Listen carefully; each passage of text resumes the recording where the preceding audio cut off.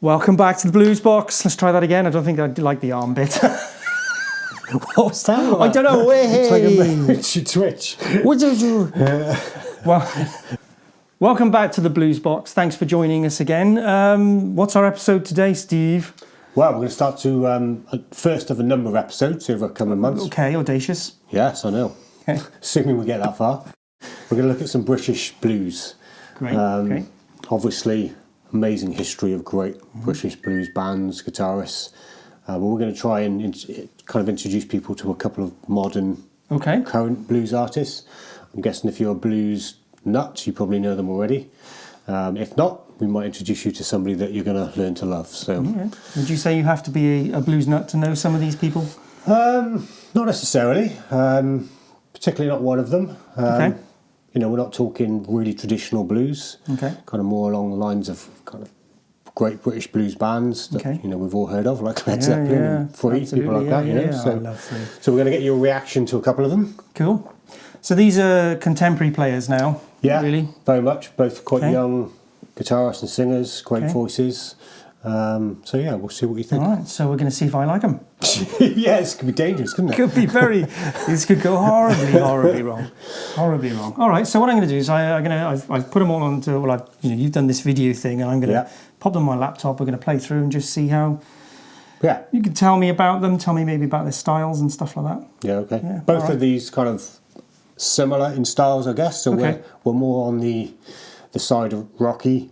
Okay, blues. so this guy is we're going to look at first. First one we're going to do is Aynsley Lister. Okay, I've actually, so I've got a list here. So this is Aynsley Lister, and we're going to have a listen to a bit of the solo section here from Dishevelled. Dishevelled, yeah. Yeah, so let's have a go and see what we got.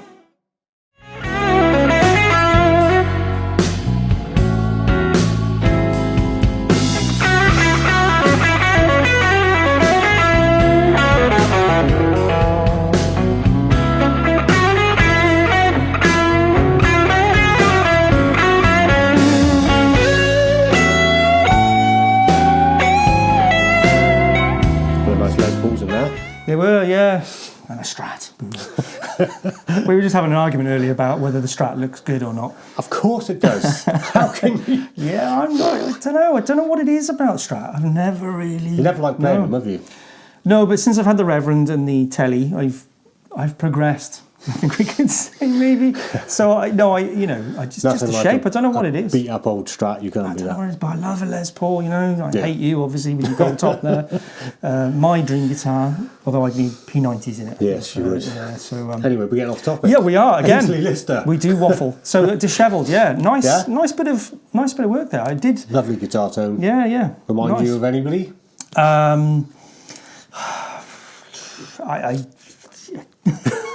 I think a lot of kind of the history of British blues, I guess.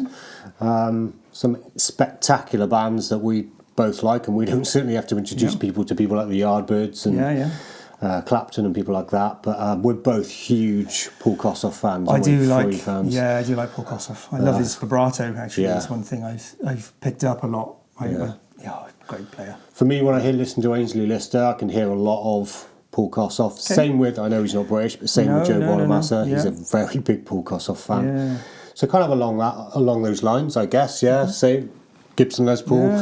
Very clean with his playing. You know, when he gets to the end of a phrase and he just pulls off that string ever so slightly. I noticed there's one. It was just like a click, and it's just nicely done. Very, very clean playing. But the higher end when he's bending up, it's just spot on. Yeah, beautiful. It really is. Really good. Okay. Clip with his voice as well would be nice. Yeah. So this is I've written down Home. Home. Love this track. So this is just I think a different voice. Let's have a look at this and see what we got. Count me from inside, and your love tonight is home to me.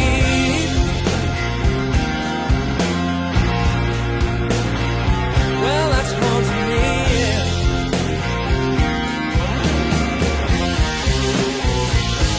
Yeah, my bubble. Very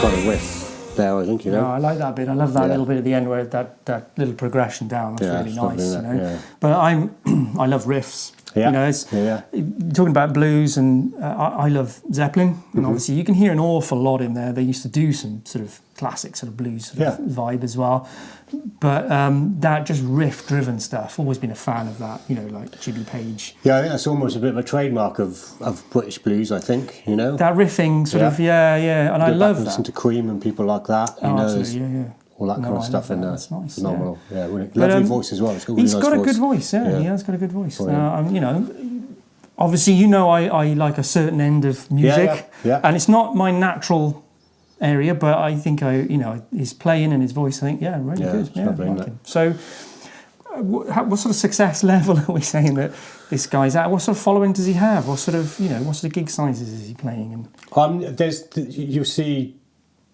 kind of videos of people and the other artists who are going to talk about playing at places like the Albert Hall and all that kind of things, but possibly not selling out themselves, but maybe on as guests or whatever. But Aynsley Lister is quite an established artist, I think. Okay. Sometimes hard to tell when you look at YouTube viewings and things like that, particularly with blues. It's obviously not the same as some styles of music. Absolutely, it's very different, isn't it? But certainly names that I think if you're really into your blues, you may have heard of them. But if you're just being introduced to blues, these are people to go and check out. My two favourite albums of his are an album called Home and one called Eyes Wide Open. So favourite, you had to write them down. I have to write everything down, Jeff. You know that. It's age-related issues, isn't it? It is. I know. Yeah. Don't. I'll end up just giving you a song name, which isn't the album name, if that's the case. So. All right. But definitely check those out. We got one more. This is Won't Be Taken Down. Intro section. Yep. Done better than we did it.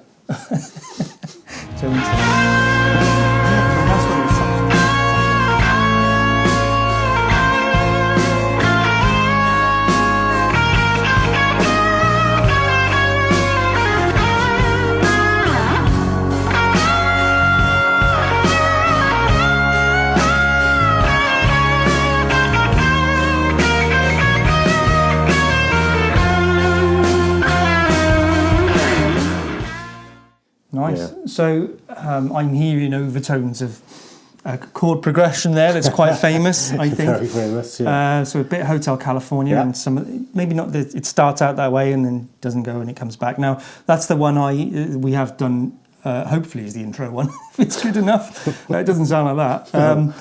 But you notice that kind of straight away, don't you? Yeah, you do, and I think that's one of the things I've always loved about the blues, in its different forms. Is it's okay to borrow a progression or a similar chord progression? Yeah, you know, I think so. Blues doesn't have to be just the same old three chords. We know that. Yeah.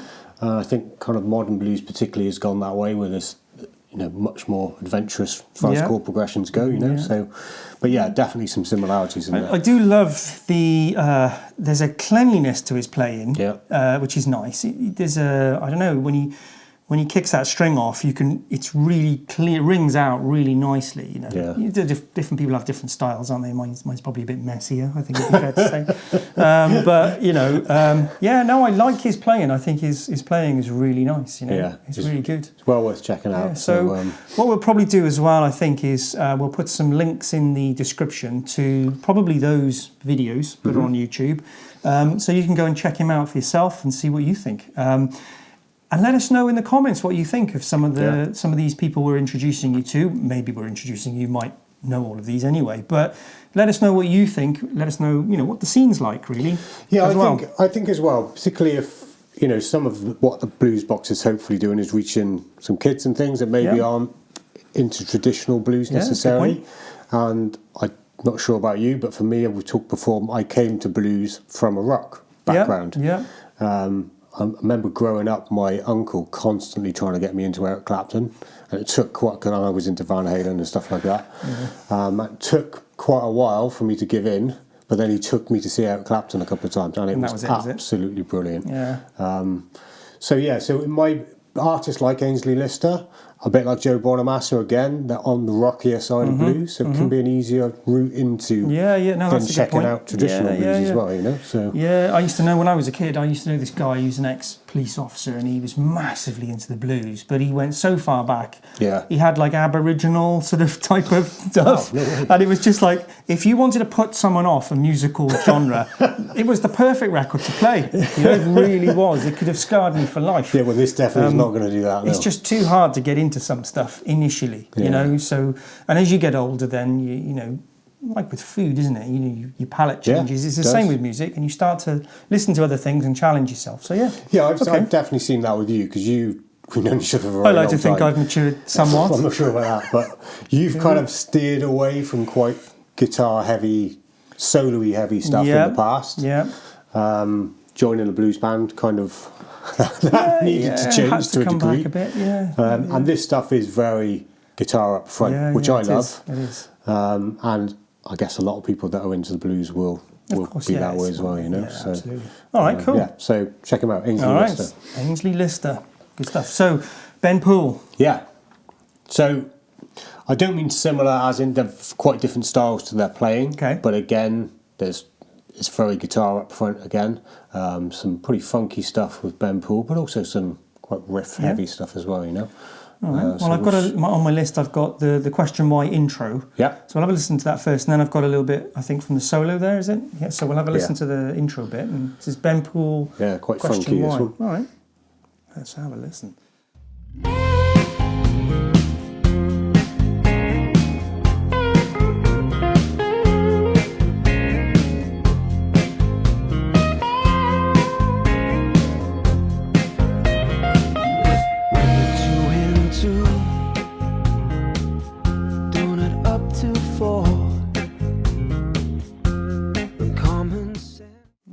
All right.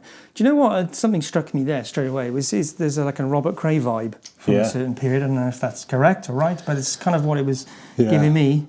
Quite a lot of. I've watched a few things of him playing as well, and again, uses his fingers quite a lot. Okay. Which you get a very different tone actually when you just use your fingers. You absolutely do, yeah, completely. Lovely, really nice sort of tone actually.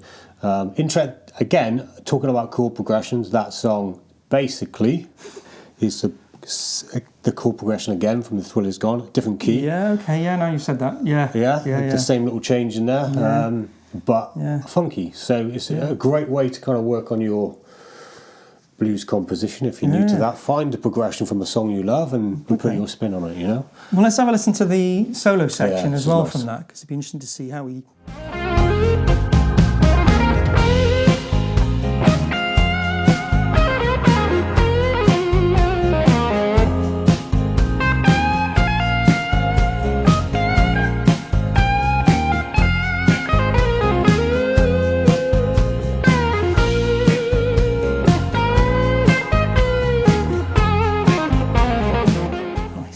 Lovely, isn't it? Yeah, you can hear what you've said there about the fingers. Yeah. You can hear fingers pulling those strings rather than a pick, can't you? Yeah, quite.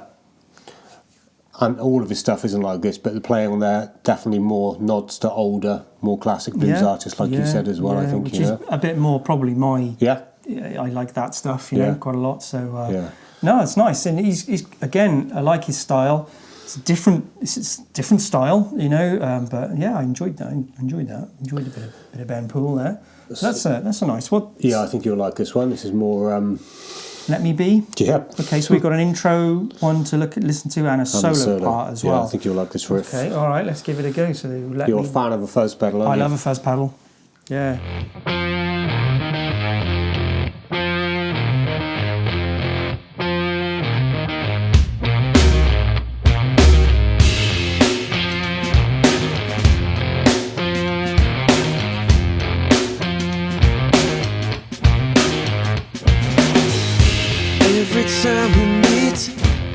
Love a fuzz pedal, Steve.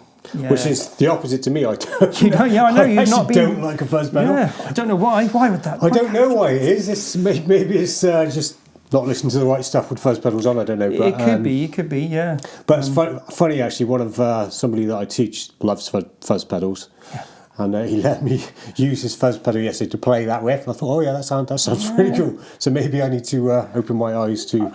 There's so many types of fuzz pedals as well, Steve. You know, there's different sounds from each one. There's such a range. You know, I've got like on the board there, I've got a fuzz face, the Band of Gypsy ones. Yeah. And I love it, but you've got to use it just in the right place. Yeah. And they're very reactive to the amount of input you give them as well. Right. So they can sound dreadful. Yeah. They really can. Maybe I've heard too many dreadful ones, I don't know. Maybe, you know, just not quite set right, but I really like that. Yeah, I think it gives it a bit of excitement, and I love the sort of raunchiness of it and the dirt that's coming from it. I really like that.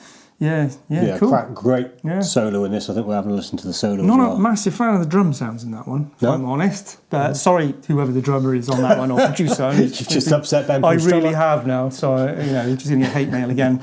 But no, I like that. Yeah, nice tune, and I like that. So, let's have a listen to the solo bit through that one. So this is, again, is Let Me Be.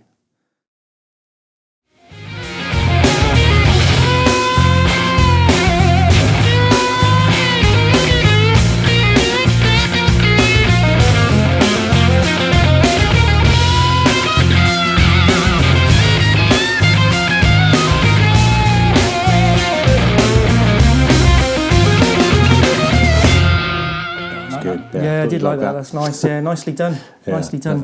Lovely sharp attacks and things. You know, very nice. Yeah, really good. Nice runs. I'll tell you what you get. What Ben Poole is doing as well. He does a lot of acoustic shows. I'm not sure whether that's been a fairly recent thing because of what's happened over the last couple of years and things. But I know he's just about to start a tour, which I think is him and another guitar player together on acoustics. I'm a bit disappointed he's not coming anywhere near us, unfortunately. Is that you left a message, didn't you? I did, yeah, saying why aren't you coming to Cardiff? there is that little thing about the bridge. Even though it's free now, you can come over for free.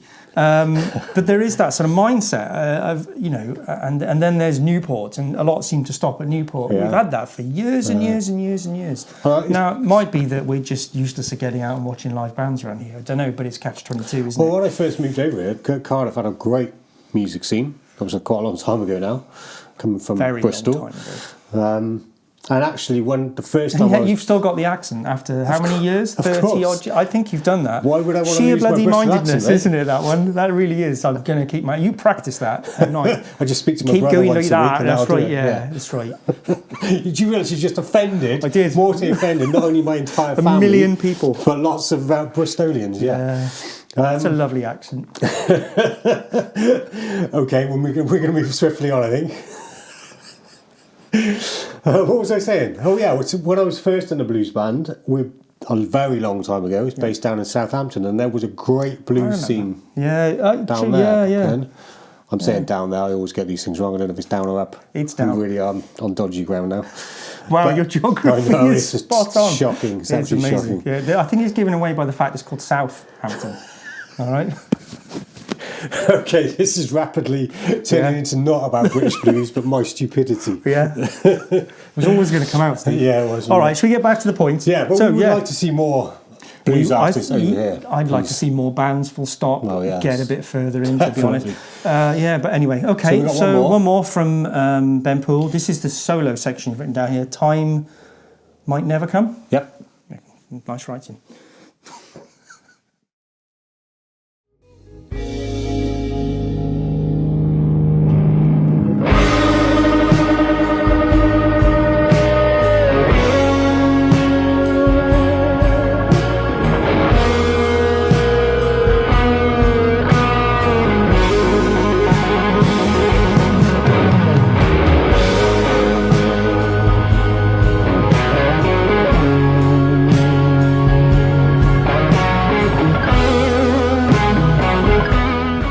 So, what are your favourites? The first thing I would say is, you know, sometimes solos less is more, and that's a good example. And it's lovely. It's the timing, it's the rhythm, it's the notes, the bends, the clarity of it. I love the sound that he's getting out of that thing. Really nice guitar sound as well. But hello, Pink Floyd. That one there, that was just so comfortably numb. Yeah, but I love that. I love it. The fact that in this style of music you are tipping your hat at things that have inspired you. There's another Ben Poole song, and I've actually forgotten the name of it, which really is major Joe Walsh. Okay. Kind of. Obviously influenced by Joe Walsh as well, you know. So it's great that there's so many different influences in these artists. I love that. That's really nice. There's a really nice bit of a solo there. I see myself playing something like that. So it's within my scope. I believe Comfortably Numb is one of your favourite. It is solos. It is, and do you know, to my shame, I've never learned it. Haven't you? I've never sat down and learned it. Oh, there you go. I'm very much driven by a need. Well, maybe we should do an episode. Jeff does Comfortably Numb. Exactly. If there's a need, I'll go and do it. You know, I'm terrible at that. I really am. But there we go. Oh, that's great. Yeah, so Aynsley Lister and Ben Poole. Check them both out. We'll pop the links in the description. Yeah. What I would say is, and I didn't ask at the beginning, so if you've got this far, it'd be great if you could subscribe. What I'd really like though is get in with the comments on what you think of some of this stuff. Think of the blues scene, the people in it, what's going on, and whether you prefer that sort of more American approach or whatever, and let's just have a chat, talk to us, and it'd be great and brilliant. And check them out. Absolutely check them out. I think all these artists need as much. I think when you mention blues at the moment, rightly or wrongly, one name comes to people's lips all the time: Joe Bonamassa, and that's not a bad thing. He's a brilliant artist. Gets a lot of very odd, bad press at times, which is we'll ignore that. So, but it is there's some wonderful blues artists out there if you dig enough. If you're not aware of them already. So great. This is a good start with these two. No, I'm going to look forward to this because it's like educating Jeff on some of the stuff that's around. Lots of education. I do about geography. Yes, obviously. I was going to get to that and many other things as well. So brilliant. Yeah. Okay. I mean. Musically, I think I'm going to have a little bit of a dig around as well and see what I can find and see what I because I know we have a very different. We do. We've got some things we're both common ground on, and we're going to go back and we're going to do some episodes on some of the, the truly great British blues rock bands. I'm looking forward to that bit. Because that'd be good. And it's awesome. But it's nice to hear those influences in some young modern blues artists as well. All right. Well, that's another episode of the Blues Box. Yeah. Really appreciate you joining us. Just wanted to say thank you as well to all the people that have got us to the subscription level that we're at, the comments we get, the support we get. We really appreciate it, and thank you for that. So thank you for watching again. Take care.